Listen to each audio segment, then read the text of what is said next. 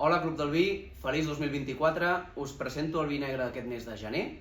És Viña Zorzal Graciano 2022, de la bodega Viña Zorzal, que ja tenim un vi blanc de Chardonnay i un vi negre de Garnatxa. Tots ells són joves. En aquest cas, també és un vi jove amb 4 mesos de criança, d'un celler situat al municipi de Corella, que això és Navarra, la part més propera a la Rioja, i amb la varietat Graciano, que és una varietat autòctona de la Rioja, però que en aquests poblets a prop de Navarra també es troba.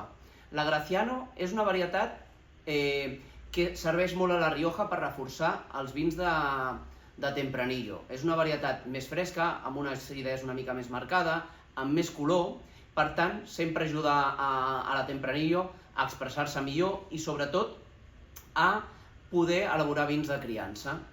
És un vi jove, com us deia, amb un toc especiat, amb aquest toc més aromàtic, més floral, perfecte per fer amb plats de llegums, amb carns blanques, amb plats de pasta, amb uns embotits i alguna de desenfadat, vi de copeo, vi de començar a preparar el sopar i fer una copa en parella.